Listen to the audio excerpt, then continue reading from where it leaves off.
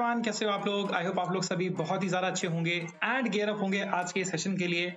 मैंने क्या किया है अभी तक 2022 के अंदर जो भी एग्जाम्स हुए हैं वहां से जो भी मोस्ट इंपॉर्टेंट क्वेश्चंस हैं या फिर जो मोस्ट रिपीटेड क्वेश्चंस हैं उनका I am coming up with a series जिसके अंदर मैं उन क्वेश्चंस को सॉल्व करूंगा एंड उनसे जो भी पोटेंशियल क्वेश्चन बन सकते हैं we will also try to see that in these sessions itself. These sessions are very very important for any exam that is coming up in next I would say 6 months or so.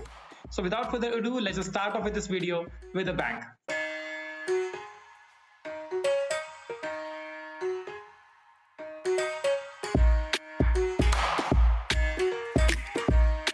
Alright, before we begin, this is a brief introduction about myself. These are a few exams which I've cracked over the years, and along with that, I've also have a decent experience of around 6.5 years, 6.5 साल का experience in teaching on various YouTube channels and online and offline platforms as well. Alright, चलिए तो very first question से start करते हैं. The very first question is Mandal commission जो बनी थी उसका वो किस टाइम पर बनी थी during the tenure of which of the following prime minister, किस प्राइम मिनिस्टर के टेन्योर पर आपको देखने को मिली थी। तो अगर हम बात करें, by the way you have to attempt this question right now. आप अपना आंसर चैट बॉक्स में लिख सकते हैं, कमेंट्स में लिख सकते हैं and by the time I will try to give some information about the other questions that can be formed from here. Okay, तो मंडल कमीशन के रिगार्डिंग अगर बात करें तो ये आपको बेसिकली किस आपने आर्टिकल में पढ़ी होगी, अगर आपको याद आ रहा होगा तो ये आपने आर्टिकल नंबर 15 पर पढ़ी होगी। आई थिंक आर्टिकल 15 पर ही मूवी बनी थी ना आयुष्मान खुराना वाली। तो आर्टिकल 15 के बारे में बेसिकली बात करती है। यहाँ पर बेसिकली बोला गया कि जो भी है 15 के अंदर सब क्लॉज 1 में बोला गया है कि कोई भी है जो irrespective of their caste, age, sex, creed, colour, race, religion, सबके सब क्या यहाँ पर क्या आपके इक्वल हैं, सबके सब क्या आपके इक्वल हैं। राइट टू इक्वालिटी के अंदर ये बेसिकली आ जाते हैं राइट्स वगैरह। एंड इसी के सब पार्ट 4 में बोला गया है कि भैया वैसे तो आप बिल्कुल भी डिस्क्रिमिनेशन नहीं कर सकते, लेकिन पॉजिटिव डिस्क्रिमिनेशन अगर करना हो, मतलब जो लोग जिनको अभी तक राइट नहीं मिले हैं, जो कि जिनको दूर रखा गया था उनके राइट से, तो उनको इक्वल करने के लिए आप उनको पॉजिटिव डिस्क्रिमिनेट कर सकते हो। और इसी के अंदर बात की जाती है किसके रिगार्डिंग, SEBCs के रिगार्डिंग, जिनको बोलते हैं socially and educationally backward classes. और यहां पर ही इसी के अंडर आप 2-3 केसेस पढ़ते हो। आपने कालेकर कमीशन पढ़ा होगा, आपने मंडल कमीशन पढ़ा होगा, आपने इंद्रासानी केस पढ़ा होगा। तो यहीं पर मंडल कमीशन बहुत इंपॉर्टेंट आती है। 1979 के अंदर ये आपकी मंडल कमीशन आई थी और यहां पर बोला गया था कि रिजर्वेशन टू OBCs या फिर बैकवर्ड क्लासेस को रिजर्वेशन देना चाहिए, उसके रिगार्डिंग यहां पर बोला गया था। ठीक है, और ये पूछ रहे कौन से प्राइम मिनिस्टर के टाइम पर आई थी, तो वेरी वेरी इंपॉर्टेंट याद रखना, ये इंदिरा गांधी जी के टाइम पर नहीं आई थी, ये आई थी मोरारजी देसाई के टाइम पर। 1979 की बात कर दी है।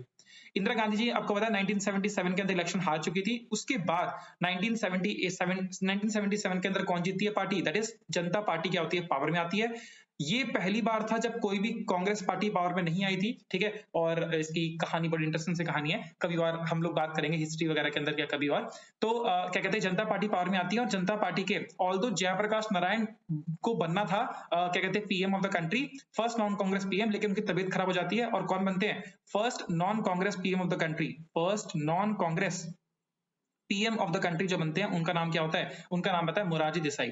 बाद में ये रिजाइन भी कर देते हैं। Morarji Desai is the only person, अगर आपको याद हो तो ये इनको मिला है निशान पाकिस्तान।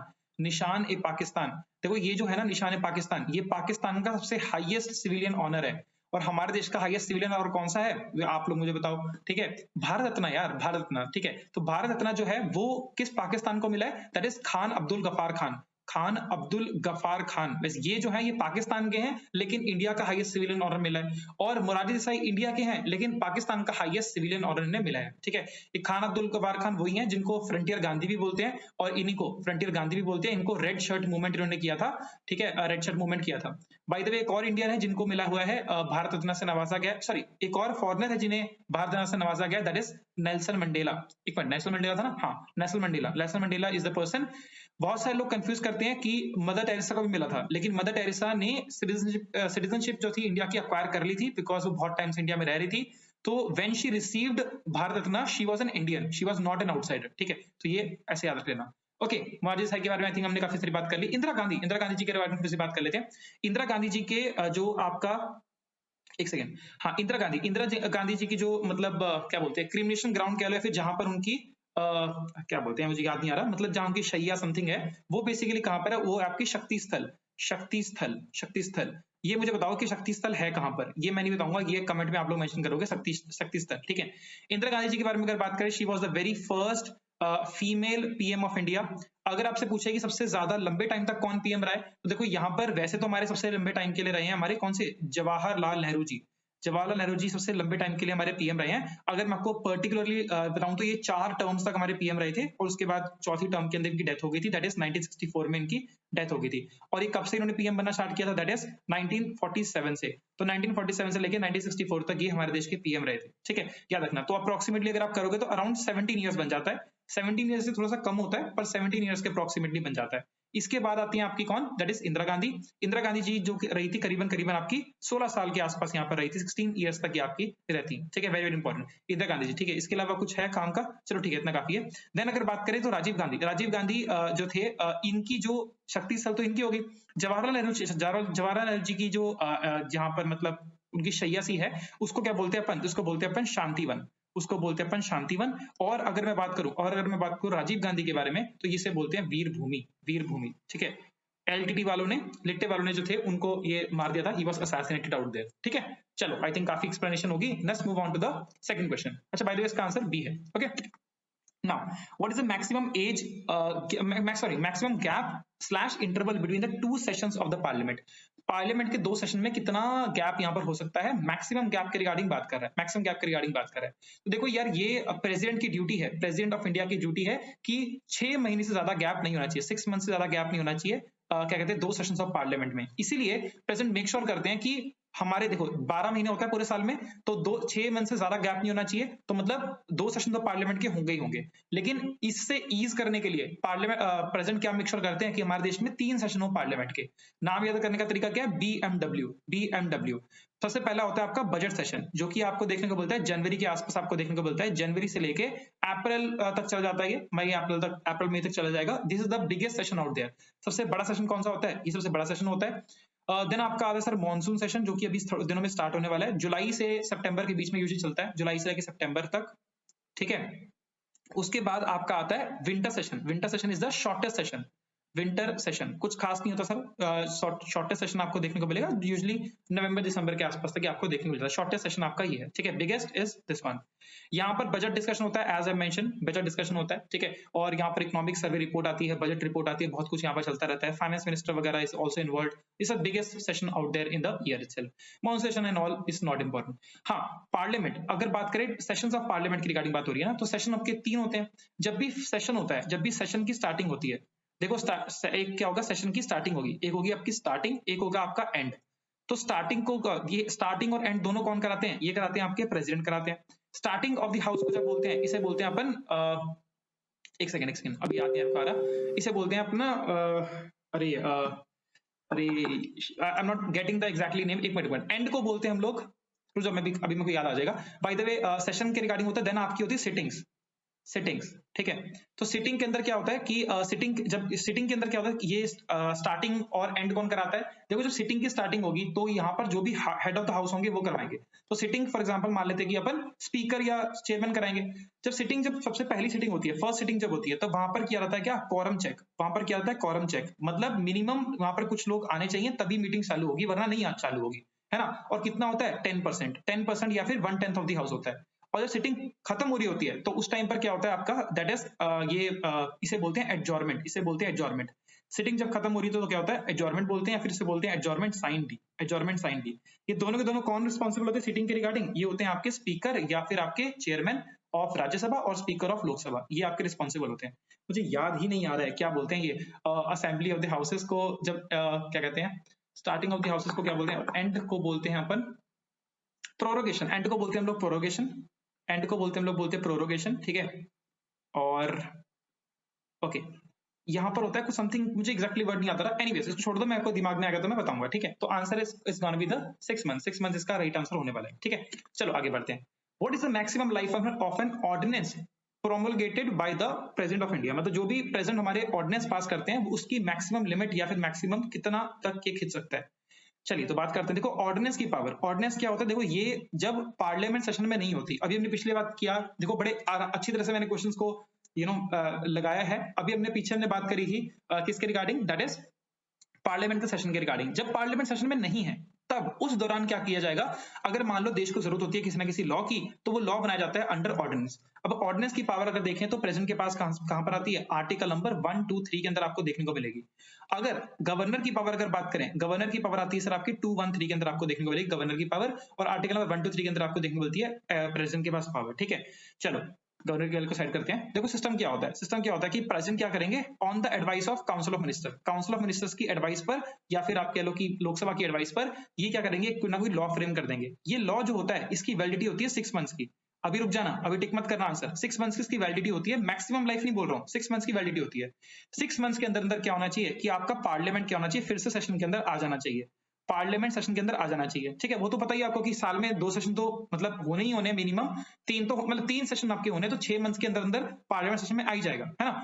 पार्लियामेंट जब सेशन के अंदर आ जाएगा, पार्लियामेंट जब सेशन के अंदर आ जाएगा, तो पार्लियामेंट के सेशन में आने के बाद इस जो भी यहाँ पर क्या बनाया था, ऑर्डिनेंस बनाया गया था, ऑर्डिनेंस बनाया गया था, जो भी लॉ बनाया गया था, ordinance is nothing but a temporary law, temporary law. ठीक है, तो ये जो टेम्पररी लॉ बनाया गया था, इसके ऊपर क्या होगी, डिबेट डिस्कशन सबको वगैरह होंगी।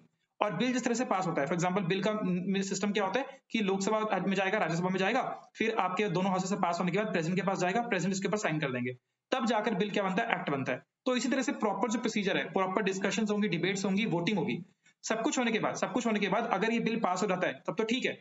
अदरवाइज अगर पार्लियामेंट से बिल पास नहीं हो पाता तो क्या हो जाएगा, बिल क्या हो जाएगा, फेल हो जाएगा, बिल क्या हो जाएगा, फेल हो जाएगा। लेकिन ये पूरा का पूरा प्रोसीजर होने के लिए पार्लियामेंट के पास कितने हफ्ते होते हैं, 6 हफ्ते होते हैं, 6 वीक्स होते हैं। तो 6 महीने उसकी वैलिडिटी रहती है, और उसके बाद 6 महीने के बाद मैक्सिममली 6 हफ्ते के अंदर पार्लियामेंट को उसको डिसाइड कर लेना चाहिए कि ये बिल आगे हमने कंटिन्यू करना है, या फिर हमने इस वाले एक्ट को या फिर जो भी लॉ है इसे क्या करना है, खारिज कर देना है।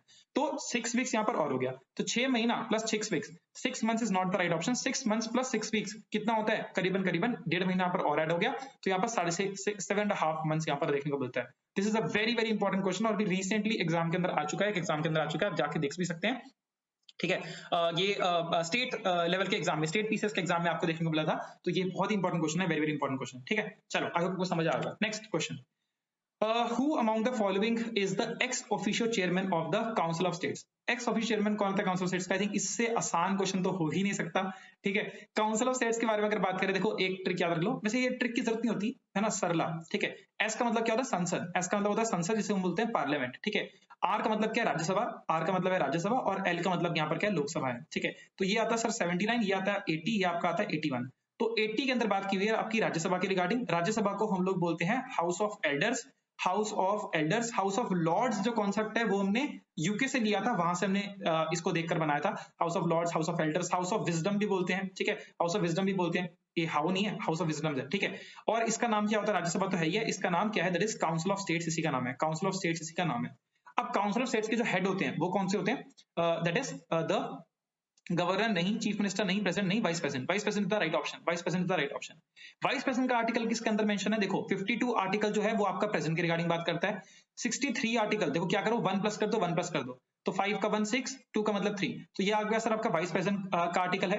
और यहाँ पर सर 74 मतलब एक और प्लस कर दो, ये आपका आता है काउंसिल ऑफ मिनिस्टर का आर्टिकल है। तो बड़े सिंपल से तरीके से याद हो सकते हैं, it's very fun, it's very fun. ठीक है, तो 63 आर्टिकल बात करता है यहाँ पर वाइस प्रेसिडेंट के रिगार्डिंग बात करता है कि वाइस प्रेसिडेंट हमारे देश के अंदर होना चाहिए। इनको जो सैलरी मिलती है वो vice president of the country होने के लिए नहीं मिलती, इन्हें सैलरी मिलती है किसके लिए, that is chairman of the Rajya Sabha होने की सैलरी मिलती है, चेयरमैन ऑफ द राज्यसभा होने की सैलरी मिलती है। Very very important, very very important. ठीक है, अच्छा वाइस प्रेसिडेंट के रिगार्डिंग अगर बात करें तो वाइस प्रेसिडेंट के जो अपॉइंटमेंट होती है उस टाइम पे जो वोटिंग होती है, जो इलेक्टोरल कॉलेज होता है, उसमें सभी के सभी जितने भी इलेक्टेड मेंबर्स, जितने भी इलेक्टेड प्लस आपके नॉमिनेटेड, इलेक्टेड और आपके नॉमिनेटेड एमपीज होते हैं, वो सबके सब पार्टिसिपेट करते हैं।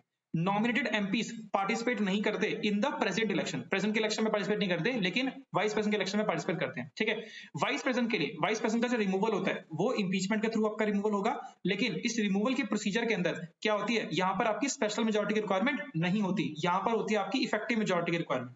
इफेक्टिव मेजोरिटी की रिक्वायरमेंट आपको देखने को मिलती है, और यहाँ पर राज्यसभा के पास रियल पावर्स होती हैं regarding the removal of vice president. Lok Sabha के पास यहाँ पर रियल पावर नहीं होती, मतलब अगर राज्यसभा से बिल पास हो गया रिमूवल का, तो लोकसभा इसको बिल्कुल भी कुछ नहीं कह सकती, it has to pass for sure. ठीक है, हमारे देश के सबसे पहले जो वाइस प्रेसिडेंट थे वो थे एस राधाकृष्णन, और ये लगातार 2 सेशन तक हमारे, मतलब लगातार 2 टेन्योर तक, मतलब लगातार 2 बार जो हमारे कहते हैं कंसेक्यूटिव 2 टाइम्स यहाँ पर वाइस प्रेसिडेंट रहे हैं, वो एस राधाकृष्णन ही रहे हैं। ठीक है, I think very very important, I think सारी चीजें हमने बात कर ली है, काफी सारी बातें हमने कर ली है, तो इट्स वेरी वेरी इंपॉर्टेंट, याद रखिएगा चीजों को। ठीक है, alright, which of the following statement is incorrect, incorrect यानी कि गलत है। देखो वेरी वेरी इंपॉर्टेंट, जैसे क्वेश्चन आता है ना पेपर में इस तरह का इनकरेक्ट, पहले उधर मार्क कर लो, क्योंकि ये बाद में ना पढ़ते पढ़ते हम यही भूल जाते हैं कि करेक्ट पूछा है कि इनकरेक्ट पूछा है। तो इनकरेक्ट को सर्कल कर लो।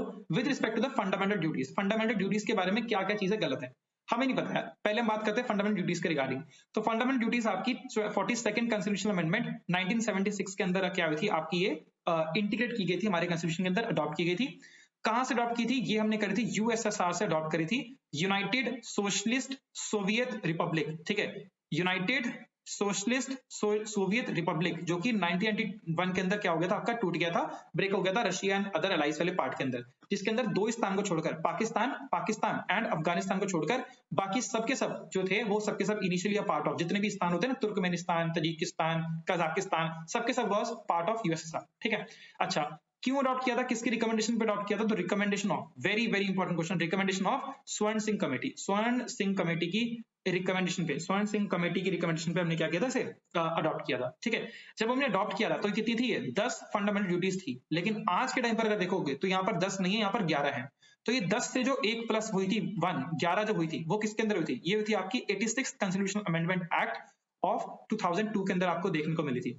इस वाले एक्ट के अंदर 3 चीजें यहाँ पर ऐड की गई थी हमारे कॉन्स्टिट्यूशन के अंदर, मेजरली 3 कह सकते हैं, और भी चीजें और भी हुई थी, पर अगर बात करें एजुकेशन के रिगार्डिंग बहुत काम हुआ था। 21A जो था आर्टिकल वहां पर ऐड हुआ था, देन यहाँ पर हमारे डीपीएसपी को ऐड किया था एक, है ना, उसके बाद यहाँ पर आपकी फंडामेंटल ड्यूटी ऐड हुई थी। और ये फंडामेंटल ड्यूटी क्या थी कि एवरी पेरेंट का ये हक, सॉरी एवरी पेरेंट की ड्यूटी है कि वो अपने बच्चे को स्कूल्स में या फिर एजुकेशन के लिए पक्का प्रमोट करें, समथिंग लाइक दैट, ठीक है। वेरी वेरी इंपॉर्टेंट याद रखना, USSR 42, okay.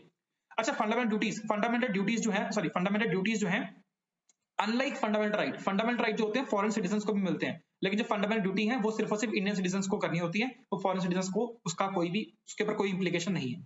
Okay, fundamental duties, they can be promoted only by the constitutional method, बिल्कुल सही बात बोल रहा है। Then they can be used for interpreting ambiguous status, ambiguous का मतलब क्या होता है, जिनकी एक चीज से दो चीजें, मतलब एक मतलब से कई मतलब निकल जाते हैं, ठीक है, तो बिल्कुल सही बात है। अगर आप इसका एग्जांपल देखें, राइट टू एजुकेशन का रिगार्डिंग बात करें तो फंडामेंटल राइट भी है, ये ड्यूटी भी है, सब कुछ है, तो बिल्कुल एम्बिगियस स्टेटस के रिगार्डिंग भी बात करता है, या स्टेट्यूज के रिगार्डिंग, सॉरी स्टेट्यूज के रिगार्डिंग बात करता है। They can be enforceable by writs, गलत है, ये बिल्कुल स्टेटमेंट गलत है। इन्फोर्सिबल बाय लॉ ही नहीं है, ये इन्फोर्सिबल लॉ ही नहीं है, मतलब कोर्ट के ऊपर आप जाके ये नहीं बोल सकते कि ये देखो ये ड्यूटी थी और इसके रिगार्डिंग ये हुआ, ये नहीं हुआ। These are not enforceable by law, these are not enforceable by courts, therefore अगर इन्फोर्सिबल बाय कोर्ट्स होते फंडामेंटल राइट्स की तरह, तो उसी को बचाने के लिए क्या होती, क्या कहते हैं, आपका सुप्रीम कोर्ट हो गया, हाई कोर्ट हो गया, वो क्या करता है, रिट इशू करता है। लेकिन जब ये क्या कहते हैं आपके इन्फोर्सिबल ही नहीं है, तो रिट्स का मतलब भी आता नहीं है। रिट क्या होता है, रिट सिंपल ऑर्डर होता है, ठीक है, तो ये बिल्कुल मतलब ही नहीं आता, तो therefore C is the right option. Last क्या बोल रहा था, performance of any particular duty comes within the sphere of constitutional law which court has to decide. देखो ये बिल्कुल सही बोल रहा है, ये कॉन्स्टिट्यूशनल लॉ के अंडर आता है, और इसके रिगार्डिंग की कुछ इंक्रीमेंट करना है, कुछ डिक्रीमेंट करना है, ये राइट जो है वो मतलब इसके अंदर इंटरवीन कर सकता है कोर्ट, लेकिन कोर्ट उसके लिए पर्टिकुलरली कोई भी रिट या कोई भी ऑर्डर इशू नहीं कर सकता, पर्टिकुलरली नहीं कर सकता इशू। फॉर एग्जाम्पल अगर हम देखें फंडामेंटल राइट्स हमसे छीन जाता है, तो हम क्या बोल सकते हैं, हम कोर्ट पे जा सकते हैं और कोर्ट मेक श्योर करेगा कि हमारे फंडामेंटल राइट मिले। लेकिन अगर फंडामेंटल ड्यूटी कोई इंसान नहीं कर पाता है अपनी, तो इसके लिए सुप्रीम कोर्ट उसे दंडित नहीं कर सकता। That is very simple to tell, ठीक है। चलो आगे बढ़ते हैं। Which of the following are the primary features of presidential form of government? देखो ध्यान से पढ़ना क्वेश्चन, वही होती है बात। आपने जब अपने लिए पढ़ा होगा, जब हम लोग पढ़ते हैं तो हम लोग प्रेसिडेंशियल फॉर्म ऑफ गवर्नमेंट के ऊपर फोकस नहीं करते, क्योंकि हमारे देश के अंदर प्रेसिडेंशियल फॉर्म ऑफ गवर्नमेंट है ही नहीं। हम लोग कौन सी फॉर्म ऑफ गवर्नमेंट यूज करते हैं, we use a parliamentary form of government, कि पार्लियामेंट क्या है हमारे देश में, पार्लियामेंट का रहता है, डेमोक्रेसी रहती है, समथिंग लाइक दैट, ठीक है। वैसे डेमोक्रेसी का और पार्लियामेंट्री या प्रेसिडेंशियल फॉर्म गवर्नमेंट का कोई लिंक नहीं है, प्रेसिडेंशियल फॉर्म गवर्नमेंट में भी डेमोक्रेसी इंटैक्ट, ठीक है। चलो, तो प्रेसिडेंशियल फॉर्म गवर्नमेंट की रिगार्डिंग कुछ बात कर रहा है। Bye the way presidential form government कहां पर आपको देखने को मिलती है, तो इसका क्लियर एक कट एग्जांपल आपका यूएसए, तो दिमाग में रखना, आपको हल्का हल्का हिंट आता रहेगा यूएसए के रिगार्डिंग, ठीक है। ऑलराइट, देखते हैं आगे क्या क्या सही है। हाँ, फीचर्स पूछा ना, आर द फीचर्स पूछा, ओके वेरी गुड। चलो देखते हैं। President is both the head of the state and head of the government, ये सबसे पहला पॉइंट ही हम लोग पढ़ते हैं कि हेड ऑफ द स्टेट और हेड ऑफ द गवर्नमेंट क्या रहता है, बिल्कुल सेम रहता है, बिल्कुल सही बात है, तो ये बिल्कुल सही स्टेटमेंट है। Head of the state in the case of parliamentary form government, देखो मैं डिफरेंस बताता रहता हूं आपको। पार्लियामेंट्री फॉर्म गवर्नमेंट जो कि हमारे देश में यानी कि इंडिया में आपकी चलती है, इसके अंदर अगर बात करें तो हेड ऑफ द स्टेट कौन होता है, ये होते हैं आपके प्रेसिडेंट, और हेड ऑफ द गवर्नमेंट कौन होते हैं, ये होते हैं आपके पीएम। यहाँ पर हेड ऑफ द स्टेट जो प्रेसिडेंट होते हैं, इनके पास क्या होती है, खाली नाम की पावर्स होती हैं, यानी कि नॉमिनल पावर्स होती हैं, लेकिन जो रियल पावर्स इनके हाथ में होती हैं वो कौन होते हैं, हमारे देश के पीएम होते हैं, यानी कि प्राइम मिनिस्टर। इसीलिए मोदी जी घूमने जाते हैं और बोलते हैं कि लोग सर हमारा खर्चा वर्चा करा रहे हैं हमारे देश का, लेकिन वो घूमने जाते हैं, डील वगैरह साइन करते हैं। प्रेसिडेंट हमारे केस में डील साइन नहीं करते, लेकिन जो बाइडेन जो है या फिर जो ट्रम्प थे वो डील साइन करते थे, वो प्रेसिडेंट थे, हमारे देश के पीएम जाते हैं। तो इट्स लाइक दैट, ठीक है। President is elected by the electoral college for a fixed tenure of 4 years, बिल्कुल सही बात है, बिल्कुल सही बोल रहा है, कोई दिक्कत वाली बात नहीं है। इवन इससे इस वाले केस में तो कुछ जो प्रोविजंस हैं वो डायरेक्टली पार्लियामेंट्री फॉर्म गवर्नमेंट में भी सिमिलर है, ठीक है।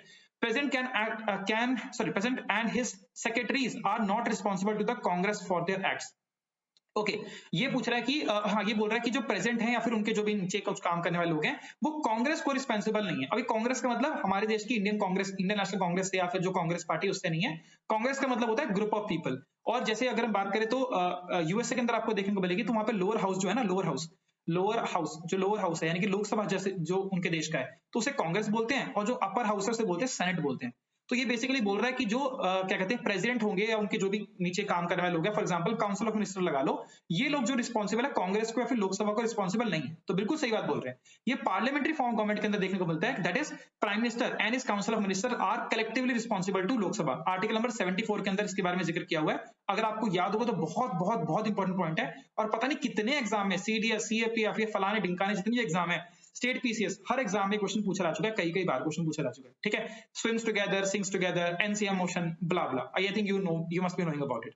ओके अच्छा भाई देखो, फिर रिस्पॉन्सिबल किसको होते हैं? देखो ये होते हैं जुडिशरी को रिस्पॉन्सिबल होते हैं। सुप्रीम कोर्ट डायरेक्टली इंटरवीन कर सकता है, तो यहाँ पर ये जुडिशरी को रिस्पॉन्सिबल होते हैं, अदरवाइज नहीं रिस्पॉन्सिबल होते किसी को। It does not provide a stable government, गलत बात है।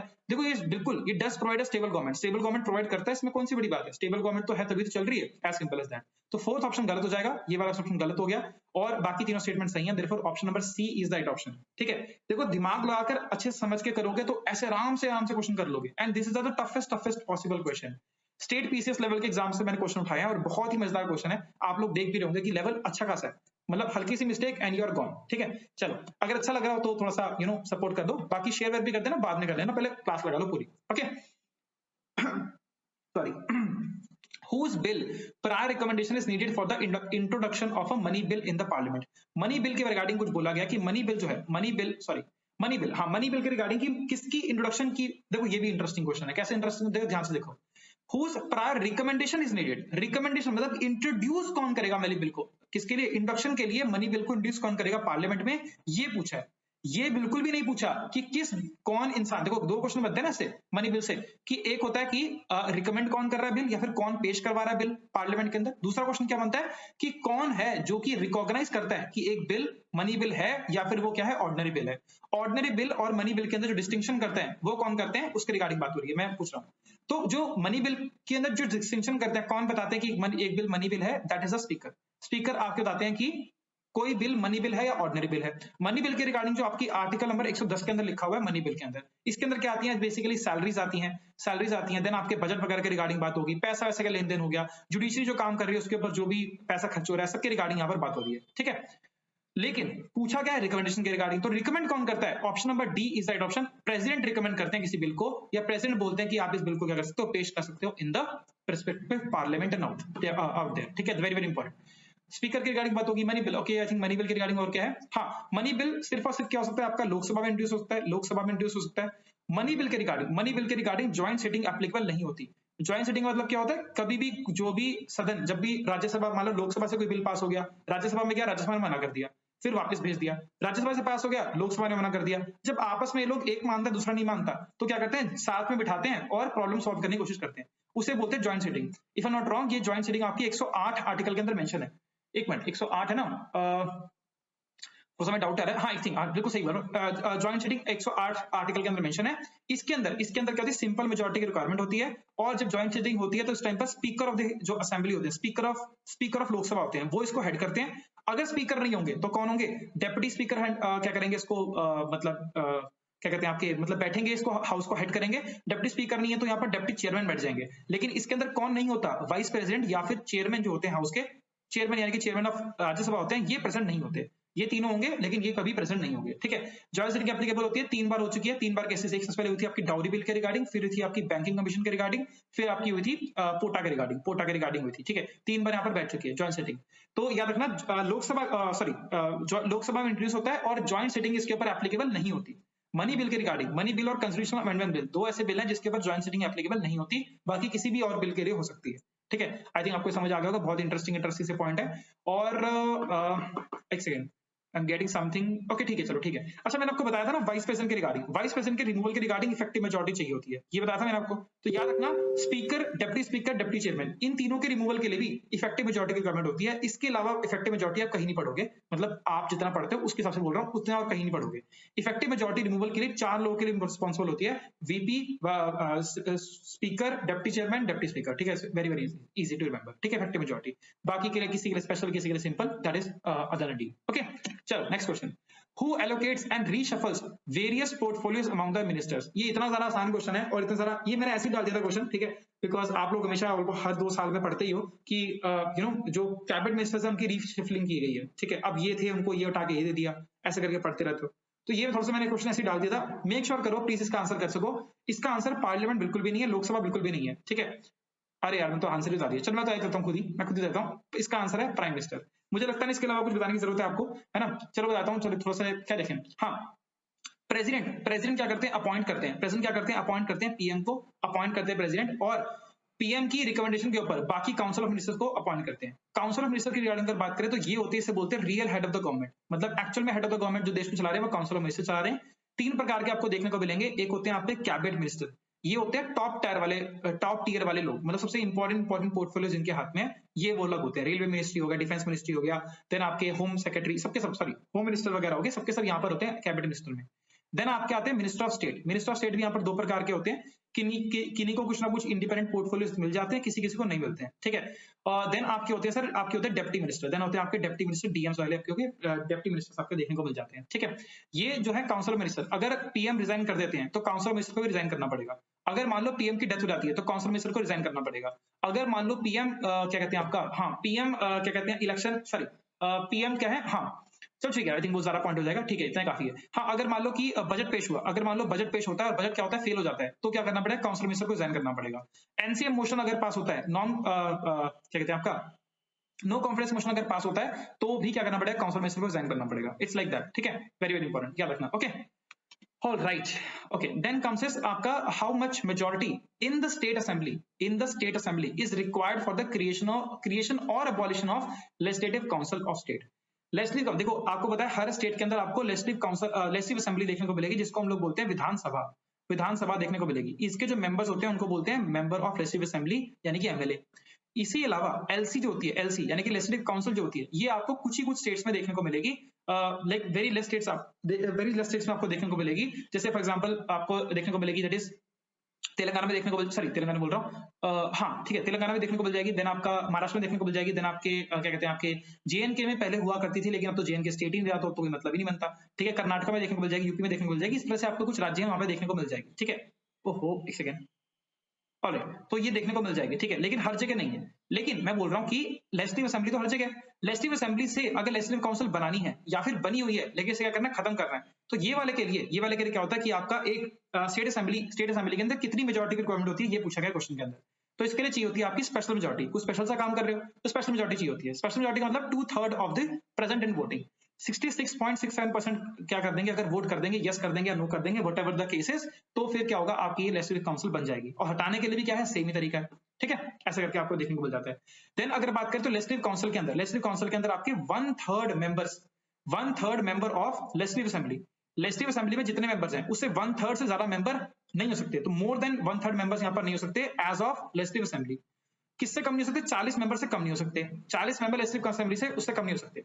अगर हम बात करें लेजिस्लेटिव असेंबली की, तो लेजिस्लेटिव असेंबली के अंदर आपके 500 से ज्यादा मेंबर नहीं हो सकते और 60 से कम मेंबर आपके नहीं हो सकते, है ना। 60 होता है, 60 होता है, पढ़ जाओ 1/3, 4, 5 एंड 6। ओके, 500 से ज्यादा मेंबर नहीं हो सकते, 60 से कम मेंबर नहीं हो सकते, और यहाँ पर लेजिस्लेटिव असेंबली के अंदर 40 से कम मेंबर नहीं हो सकते, और आपके 1/3 ऑफ किसके, लेजिस्लेटिव असेंबली से ज्यादा मेंबर नहीं हो सकते। ये आपको देखने को मिल जाता है, वेरी वेरी इंपॉर्टेंट, ठीक है, वेरी वेरी इंपॉर्टेंट। ओके चलो आगे बढ़ते हैं। देन आपके आता है sir, which of the following has a right to seek opinion of the Supreme Court of the question of law. मतलब बोल रहे हैं कि यहाँ पर अगर क्या कहते हैं, मतलब हाँ, राइट टू सीक ओपिनियन। तो ओपिनियन कौन मांग सकता है सुप्रीम कोर्ट से, हेल्प कौन मांग सकता है, ओपिनियन कौन मांग सकता है? ये तो बहुत ही ज्यादा आसान क्वेश्चन है। अगर आप देखो तो ये आपने सुप्रीम कोर्ट के अंदर भी पढ़ा होगा, एक आपकी जुरिस्डिक्शन आती है बोलती है एडवाइजरी जुरिस्डिक्शन, उसके अंदर भी आपने पढ़ा होगा। अदरवाइज आपने प्रेजेंट के टाइम पर भी आपने पढ़ा होगा। तो इसका बिल्कुल सही आंसर है that is present. Present can advice, present can take advice from the Supreme Court of India regarding any matter. For example कुछ भी मैटर है उसके रिगार्डिंग ले सकते हैं एडवाइस, ठीक है। तो प्रेजेंट के रिगार्डिंग तुमने काफी सारी बातें कर ली है। Now let's talk about supreme court little bit, ठीक है। सुप्रीम कोर्ट का आर्टिकल आपका नंबर आता है 124 और यहाँ पर हाईकोर्ट लिखा हुआ है, हाईकोर्ट का आर्टिकल आता है 214, ठीक है। अगर हम बात करें तो सुप्रीम कोर्ट जो है, सुप्रीम कोर्ट हमारे देश में सबसे ज्यादा प्रीमियर एपेक्स कोर्ट आपको देखने को मिलता है, एपेक्स कोर्ट आपको देखने को मिलता है सुप्रीम कोर्ट, ठीक है। सबसे पहला सुप्रीम कोर्ट जो बना था वो 1773 का जो था कौन सा रेगुलेशन एक्ट था उसके अंडर आपका बना था। लेकिन बना कब था? 1774 में बना था और कैलकाटा में इसका बना था, कैलकाटा में ये बना था, कैलकाटा में, ठीक है। उस टाइम पर कैलकाटा था तो वहां पे बना था। और कहां पर बना था? फोर्ट विलियम क्या था इसका हेडक्वार्टर था। Very very important question, very very important question. Fort William, ठीक है। जॉर्ज फोर्ट हो गया, फोर्ट विलियम हो गया, ये सब बहुत इंपॉर्टेंट से फोर्ट है। फोर्ट विलियम के अंदर बना था, ठीक है, ओके। देन इसको सर फेडरल कोर्ट भी बोलते हैं, इसको फेडरल कोर्ट भी बोलते हैं। फेडरल कोर्ट क्यों बोलते हैं? क्योंकि जब भी ये करता है हमारे स्टेट्स और स्टेट्स के बीच में या फिर यूनियन और स्टेट्स के बीच में जो मुद्दे होते हैं उनको जब ये रेक्टिफाई करता है, उसको जब सॉल्व आउट करता है तो उसको बोलते हैं फेडरल। ये नेचर फेडरल नेचर शो कर रहा है, फेडरल कोर्ट बोल रहा है। और ये कौन सी जुरिस्डिक्शन के अंदर आपको देखने को मिलेगा? ये आपको देखने को मिलता है ओरिजिनल जुरिस्डिक्शन में आपको देखने को मिल जाता है, ओरिजिनल जुरिस्डिक्शन में आपको देखने को मिल जाता है, ठीक है। अच्छा, सुप्रीम कोर्ट के अंदर, सुप्रीम कोर्ट के अंदर आपके 34 टोटल मिलाकर maximum strength of supreme court कितनी हो सकती है? 34 हो सकती है, मैक्सिमम स्ट्रेंथ हो सकती है। 33 इसमें जजेस होंगे और प्लस वहां पर एक होंगे आपके चीफ जस्टिस ऑफ इंडिया, ठीक है। फटाफट से कमेंट में लिख दो कि चीफ जस्टिस ऑफ इंडिया कौन है, ठीक है। अच्छा भाई, तो बता दूं ये रिसेंट करंट अफेयर है, काफी सालों के बाद हमारी जो सुप्रीम कोर्ट है वो फुल स्ट्रेंथ में आ चुकी है। फुल स्ट्रेंथ में यानी कि 34 के 34 मैक्सिमम जो जजेस हैं वो 34 जजेस पूरे के पूरे ऑक्यूपाइड है। इससे पहले नहीं हो करते थे, कोई ना कोई वैकेंसी रह जाती थी, लेकिन अभी इस टाइम पर है। और ये बहुत रिसेंट करंट अफेयर है, 1-2 महीने पहले अभी देखने को मिला है। यहाँ पर जो 2 रिसेंट जजेस यहाँ पर आपकी अपॉइंट हुए हैं अभी to fill this vacant position in the Supreme Court, और फुल बेंच अभी हो चुकी है। एक का नाम क्या आपके, that is Jamshed Pardiwala, sorry हाँ पर्दीवाला या पर्दावाला समथिंग ऐसे करके, जमशेद पर्दीवाला, आई थिंक, हाँ पर्दीवाला ही है, जमशेद पर्दीवाला। एंड सेकंड जो आपके हैं उनका नाम क्या आपका? सुधांशु, जस्टिस सुधांशु करके उनका नाम है। पूरा नाम तो मुझे भी याद नहीं है, सुधांशु, ठीक है, सुधांशु, ठीक है, देख लेना यार, सुधांशु, ठीक है, सुधांशु, ठीक है, ठीक है, चलो, हाँ जस्टिस सुधांशु, ठीक है, okay done. Then Supreme Court, Supreme Court जो हमारे देश का पहला, देखो अभी इसका हेडक्वार्टर कहां पर है, मतलब ये कहां पर है? ये दिल्ली के अंदर है। लेकिन ये चेंज किया जा सकता है जहां पर भी president and chief justice of India जो डिसाइड करेंगे वहां पर इसका हेडक्वार्टर क्या हो जाएगा, बन जाएगा। मतलब अगले दिन अगर बोलते हैं कि वहां नहीं, मुझे जम्मू में बनाना है या फिर मुझे बनाना है क्या कहते हैं यूपी में बनाना है, यूपी में कोई लखनऊ में बनाना है, तो बना सकते हैं। जहां पर भी डिसाइड करेंगे प्रेसिडेंट और चीफ जस्टिस ऑफ इंडिया, वहां पर क्या हो जाएगा, शिफ्ट हो जाएगा। लेकिन ये दिल्ली में, अभी दिल्ली में, ठीक है। तो दिल्ली में सबसे पहले कब ये आपका मतलब फॉर्म हुआ, सबसे पहले काम बना था, तो ये था आपका 26 of January, 28 of January, 28 of January कब? 1950 के अंदर आपको देखने को मिल जाता है। 28 ऑफ जनवरी 1950 को आपको देखने को मिल जाता है, सुप्रीम कोर्ट यहाँ पर हुआ था, ठीक है।